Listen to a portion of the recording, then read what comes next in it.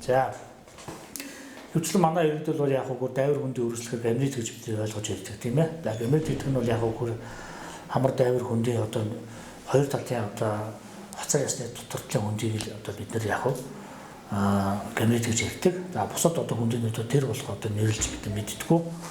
Нийтлэг ухтгунаар гамнит гэж ярьдаг. Энэ бол одоо Орос нэр юм байна. За яг одоо манайхан гамнит гэдэг одоо ерөнхий ухтгун байдаг учраас элхигийн хөндийн нүдний хоорондын дайвар өрсөл, тухны хөндийн өрсөл, суурийн өрсөл гэдэг ингээд хамар дайврын хөндийг тойрсон одоо 4 хос буюу 8 хөндий байж тийм аа. За энэ хөндийн өрсөлтүүдийг ерөнхийд нь одоо монголчууд ярьдгаараа гамнит гэж яриад байдаг. За ихэвчлэн бол яг хөр бидний одоо нийтлэг ойлголтоор бол гамнит үүсдэг л дээ. Гэхдээ гамнит нь олон шалтгаантай үүсч болдог. За амьсгалын дээд зааны өвчлөл болон халдвар хашлын шалтгаантай хамрын амьсгалын замны одоо таславчийн мөрөлд хамрын гэмтлийн дараах одоо цус хуралд тийм ээ. За тэгээд хоолойны өвчлөл, дундчихны өрөөсөл энэ болгоомж болоод одоо хамар дайврын хөндийн өрөөсөл үүсэх магадлал маш өндөр байдаг. Дээрээс нь шүдний өвчлөлүүд бас яг гамрын хөндийн өрөөслийг үүсгэж болдог. Яг тэгэхээр дээд хөндийн шүдний дээд одоо сувгийн өрөөслүүд одоо дээшгээ өсөх зам руугаа ороод суугаа өрөөсөө гамрын хөнд рүү ордог юм эдийн төрөсөл үүсдэг юм талууд бас байдаг.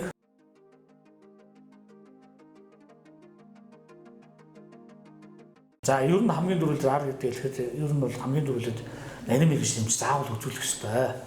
Хамгийн ойр одоо дүүрэг одоо орон нутаг одоо тийм ээ бидний хамар олон эмчтэн заавал үзүүлэх ёстой. Эхний ээлжинд өрхийн эмчтэй үзүүл өрхийн эмч цаашдаа нарийн мэргэжил явуулах шаардлагатай бол өөр явуулах ёстой. Ингэж бид цаг алдалгүй зүүн уншлах чухал байдаг. Хамгийн дөрөвд ер нь болохоор ядгүй хөр нус хаардаг тийм ээ нус шингэн нус гоожуул нутгын ногоо нус гоожуул тийм ээ хамар битүүрэн тийм ээ толгоо үдэн тийм ээ за мөн одоо хоолой залгуур өвдөж болно чих одоо өрөвсөж болно одоо нүд амуул ааж болно тийм ээ за хамраас эвгүүнээр гарч болно амнаас эвгүүнээр гарч болно ийм олон одоо шинж тэмдэглэж болно. Гэхдээ хамрын хөндийн өрөөсөл одоо хурц аргагүй гэдэг шалтгаалаад шинж тэмдгүүд нөөр байдаг. Хурц өрөөслүүд ихэвчлэн яадаг вэхээр хамар эхлээд шууд битүүрэл усраг нус гоожол хамрын одоо усраг гарч болно ногоонос гарч болно тийм ээ. Толгой одоо хацарлууга юм уу тийм ээ бүхний өндөр өгөөч юм уу одоо бидний урахааргүй чинэж өвдөж бас болдог. Та дээрээс хамгийн гол шинж бол ерөөсөө хамар битүүрээд хоол ахтаж ингэж биелүүлж болдог.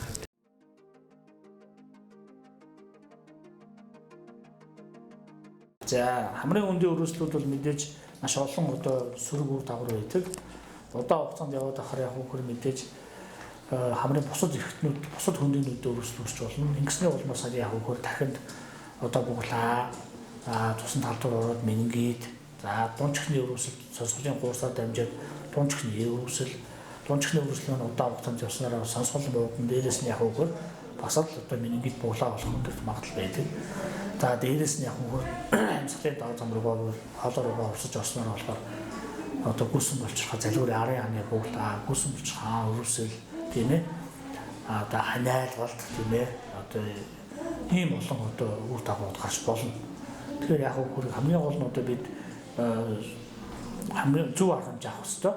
Хамгийн дөрөвлөг хэрэг хамар битүүрх юм бол нарийн мэргэжлийн хэмжээ бид нар хийл байгаа юм бол дурандаач ч юм уу толдооч ч юм хараа заад ингэсэн юм та зурганд явна гэх нэг ашигтай маш олон одоо нүүд багжийн шилжинд байдаг. Тэрнтэй шилжиж явж болно компьютер томограф заа шаардлага гарууд имраач гэх юм уу ийм шилжинд өгч болно. Хамгийн дөрөвлөг бид зөв уншихын тулд эхлээ заавал нарийн мэргэжлийн хэмжээнд хандах хэрэгтэй. Заримдаа одоо хүмүүс одоо мэдхгүй түрүү асуулт байж нэрлээ тий. Зарим хүмүүс нь одоо дундчихны өрөөслөө ч юм уу хамрын хөндийн өрөөслөөсөө мэдхгүй явсаа удаан хугацаанд явснаас болоод айлуудын менингит болцсон төр явж идэг тал байдаг. Тархинд буглаа болцсон явж идэг. Ийм юм шатгаан байдаг. Тийм болохоор ард иргэдэд зөв одоо хурдан шинж тэмдэглэх юм маш хурдан хугацаанд нарийн мэргэжлийн эмчит заавал хандах хэрэгтэй.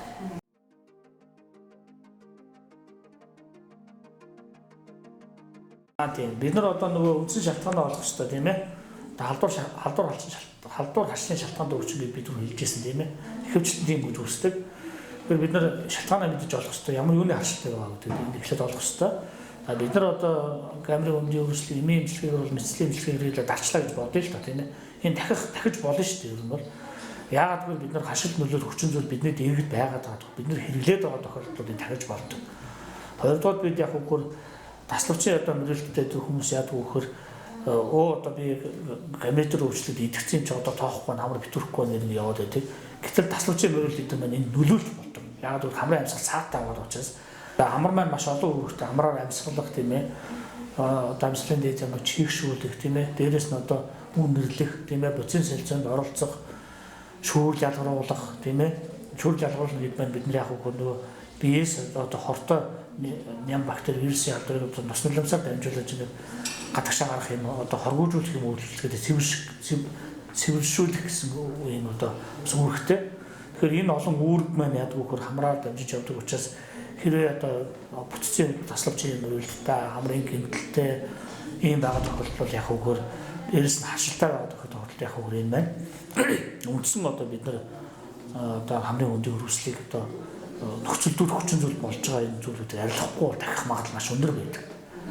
Бид нар одоо сахарын өвчин бид нар тухайн үед нь одоо сахар одоо идэхгүй байснараа бид нар одоо сахар багаслаа гэж өөрсгөл ойлголт байдаг шүү дээ. Тэгээ байнгын хэм уудаг. Эрентэй адилхан халдвар хашлын шалтгаанд өвч учраас энэ яг өгөхөр дахих магадлал маш өндөр байгаа. Тийм учраас үндсэн шалтгаанаа бид нар заавал олох хэрэгтэй.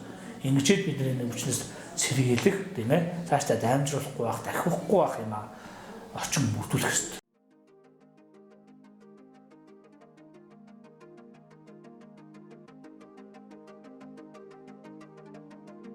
За энгийн яриагаар ойлгоход мэдээж зочин өөрчлөлт бол мэдээж шууд нус гойжол амар битүүрэл тийм ээ.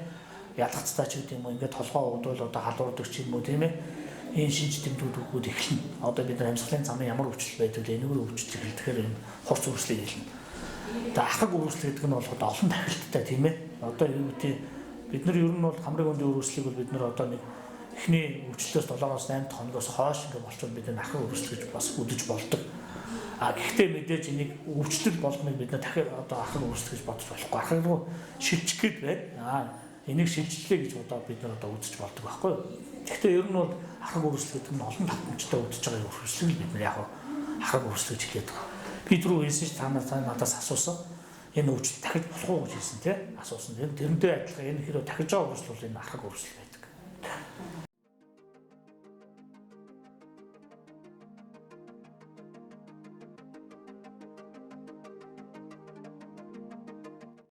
За ер нь бол өртөс хэрэгт болно шүү дээ тийм ээ. Мэдээж харшил хүчин хамгийн түрүүнд ард иргэд маань одоо харшлах хүчин зүйлүүд байна. Тэрийг ойлгох хэрэгтэй.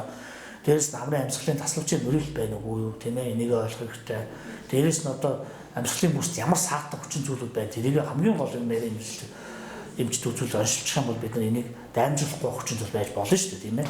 За дараагийн нэг юм нөхөр бид ер нь бол тэр одоо хамар угаах одоо процессыг зөндөө олоо одоо эдгээр энэ дэлхий зараад байгаа ярьж байна. Зөндөл олон сошиалоор явж байгаа юм ингэж угаа тэгж угаа гэл ингэж яваад байна. Угаах нь бол тийм бас буруу зүйл биш л дээ. Гэхдээ ямар үед нь угаах вэ? Ямар үед нь угаахгүй байх нь зөв үү гэдгийг бас л бид нарийн мэргэжлийн эмчний хувьд одоо зөв зохистой одоо угааж зөв хэрэглэх нь чухал байдаг. Тэгэхээр яаж одоо угаах вэ гэдгийг заавал нарийн мэргэжлээс эмчээс бас одоо асууж лавлах нь чухал байдаг. Тэрс угаах болгон сайн биш, угаах болгон сайн буруу биш гэдгийг бас ойлгох хэрэгтэй. Тэгэхээр энийг бол яг бид зөв зохистой хэрэглүүлэх юм бол арга барил одоо зам одоо энэ бүгдийг бид нэр зааж өгнө л гэсэн үг. Гэхдээ энэ дээр нэг ойлголт байгаа. Угаах гэдгээс илүүтэйгээр хамрын цацлагууд байдаг шүү дээ. Энэ хамрын цацлагууд бол яг өгөхөр зөндөө олон янзын хүчлэлтэй байдаг. Хурдан хугацаанд одоо сууд цагшааж хамрын амьсгал онгойлгох эсвэл өрөөсөлт намдаж хамрын амьсгалыг онгойлгох гэдэг одоо дотор найрлагууд нөөр байдаг. Тэгэхээр яг өгөхөр ер нь бол хүмүүс за би тусаагуурыг тэдэн сар хэрэгжилж байна, хэдэн сар хэрэгжилж байна гэж ярьдаг. Тусаагуур бол одоо хэрэглэх нь удаан хугацаар хэрэглэх нь буруу.